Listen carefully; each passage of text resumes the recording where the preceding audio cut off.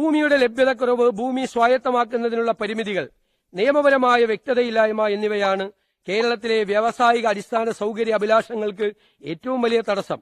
സർക്കാർ വകുപ്പുകളിലും പൊതുമേഖലാ സ്ഥാപനങ്ങളിലും സമ്പദ് വ്യവസ്ഥയെ പരിവർത്തനം ചെയ്യാൻ കഴിയുന്ന പദ്ധതികൾക്കായി നിക്ഷേപകർ ഭൂമി തേടുമ്പോൾ പോലും വിശാലമായ ഭൂമി ഉപയോഗിക്കപ്പെടാതെയോ ചുവപ്പ് നാടയിൽ കുരുങ്ങിക്കിടക്കുകയോ ചെയ്യുന്നു. ഈ ഘടനാപരമായ വെല്ലുവിളിയെ അഭിസംബോധന ചെയ്യുന്ന സമഗ്രമായൊരു ലാൻഡ് മാനേജ്മെന്റ് നയം സർക്കാർ രൂപീകരിക്കും.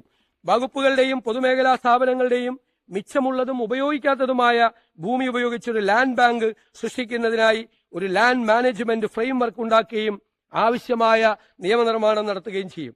മുൻകാലങ്ങളിൽ പ്രസക്തമായിരുന്ന ഭൂനിയമങ്ങൾ പരിശോധിക്കുകയും കാലാനുസൃതമായ മാറ്റങ്ങൾ ആവശ്യമായവ പരിഷ്കരിക്കുകയും ചെയ്യും.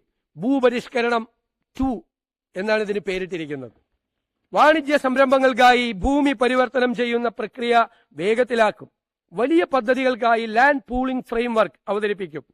ഭൂമി ഏറ്റെടുക്കൽ പ്രക്രിയകൾ സമയബന്ധിതവും സുതാര്യവും പ്രൊഫഷണലായും കൈകാര്യം ചെയ്യുന്നതിനും തുടർ നടപടികൾ സ്വീകരിക്കുന്നതിനും സർക്കാർ ഏജൻസികളായ കിൻഫ്രയെയും ഇൻകലിനെയും ശക്തിപ്പെടുത്തും. ഈ നയം കേരളത്തിന്റെ സാമ്പത്തിക ഭാവിയുടെയും ജനങ്ങളുടെയും പ്രയോജനത്തിനായി ഭൂവിഭവങ്ങളെ ഉപയോഗപ്രദമാക്കുന്നതിന് സഹായിക്കും.